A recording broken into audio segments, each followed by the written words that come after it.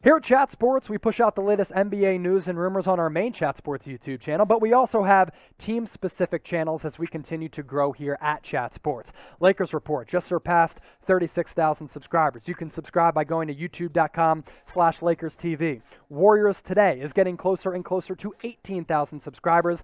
Make sure you smash that subscribe button or go to youtube.com/WarriorsTV. Mavericks Today, north of 13,000 subscribers. We pick back up on that channel. We're going to continue to push out videos, so go to youtube.com/MavsTV and subscribe to that one. Lastly, Boston Celtics Today. This is a channel that has been flourishing with the crazy offseason that has been with the Boston Celtics. We're north of 5,000 subscribers. Let's get to 6. Help us out, youtube.com/CelticsTV. Let's pivot to this question from the real Derek Fisher, who had one of the most lethal left-handed corner threes of all time. What's one move the Lakers need to make this offseason to be title contenders? So if you go to youtube.com/LakersTV and check out our Lakers-only channel, earlier this week I broke down why the Lakers should be all in pursuing Kyle Lowry. They're going to have to get creative with their spending, with their cap. They might have to make trades to free up money because Kyle Lowry last year made around $30 million.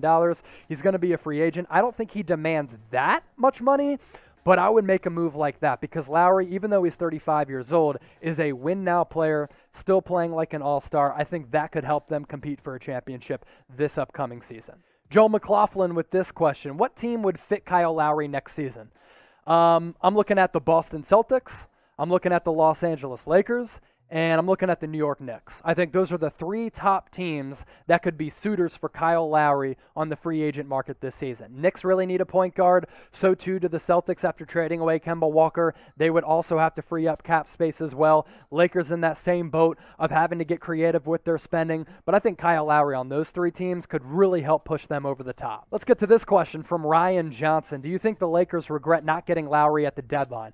If you follow me on Twitter and Instagram at Chase_Senior, I've talked about this a lot. Also, if you go to youtube.com/LakersTV, I broke down why I think the Lakers should have traded for Kyle Lowry and why they should pursue him in free agency. I think without AD, if you have Kyle Lowry in that first-round series against the Suns, he might, in addition to LeBron James, help you escape that first-round series. And look, it came down to getting rid of Dennis Schroeder, KCP, and Talen Horton-Tucker. Rob Pelinka didn't want to include THT in that deal. I think that was a mistake. I would have given him up because you have to capitalize on this window right now to win an NBA championship when LeBron James is 36 years old. So I do think that was a mistake, and I appreciate that question. Just a kid from Akron, shout out to LeBron. He's in the chat right now. How many more years do we have of peak LeBron? So he's 36 years old right now. He's going to turn 37 in December. Before that high right ankle sprain, which definitely did affect him during the rest of the season, he was playing at an MVP level. I don't think you can dispute that. Like, LeBron was very, very good. He was averaging somewhere in the neighborhood of like 25 points per game, 9 rebounds, 7-8 assists. He was phenomenal. So I think of peak LeBron, like last year's LeBron when he helped lead the Lakers to an NBA title, 3 or 4 years. He spends millions of dollars a year on his body, right? And who are the other athletes who do things like that? Russell Wilson never misses a game. LeBron James, producer Jeremy is saying Ronaldo. And those guys are always consistently available and rarely hurt. That injury that LeBron suffered, it was fluky. Solomon Hill fell into his leg in a very awkward way. LeBron is going to continue to be an elite player, in my opinion, for the next 3 to 4 years. How much longer do you think LeBron will be elite? He's called the king for a reason. Wild to think that he has been in the league since 2003. I was 11 years old at that point. Wild. Let me know a number figure for how many years you think LeBron is going to be elite. Xterror T, you don't have your notifications on. Come on, man. You got to get those notifications on. Therefore, anytime we push out a video, you will be notified. Should the Mavericks trade for Kemba Walker? Well, if you're just joining us, and obviously you slept in today as we record this during our live show on Friday, you did not know that Kemba Walker has been traded to the Oklahoma City Thunder in exchange for Al Horford. That's why you put on your notifications. Therefore, anytime we push out a video, you'll be notified. So don't be a fool. Turn those notifications on so that you stayed up to date and you don't ask an outdated question. I do appreciate the question, though. Rogue Brothers, always in the chat. What do you think of Kyle Kuzma taking the Lakers off of his bio and putting NBA champion? I think Kyle Kuzma's a stiff.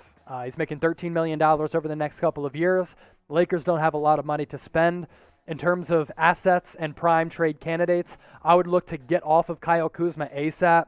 He was disastrous in the NBA playoffs this year when the Lakers really needed somebody to step up without AD. He shied away from the occasion and he wasn't good. So too was Dennis Schroeder. I wouldn't bring back both of those players. But Kuzma, I think this is what it comes down to. His confidence is shattered right now. And I think it's just best for the Lakers to move on from him and from him to dip from the Lakers. His best season when he led the Lakers in scoring, the team was horrible that year. I don't think he gets back to that form, but maybe he could be a good stats, bad team guy. This question coming in from 4Hype or 3Channel Friend. What team was Chris Paul best for? The Phoenix Suns. Like, he wanted to go to Phoenix for business and professional reasons. So he's great on the Phoenix Suns. In terms of his NBA career, what he did to kind of repair the culture of OKC is pretty crazy. OKC didn't make the playoffs this year. They were one of the worst teams in the NBA. Last year they made the playoffs all because of CP3. But I'd say, what team has he been best for? The Phoenix Suns. He's getting in the Western Conference Finals. He has had an impact on the Suns like Tom Brady has had on the Tampa Bay Buccaneers from a cultural standpoint. So I'm going with the Phoenix Suns. His work there, has been absolutely magical.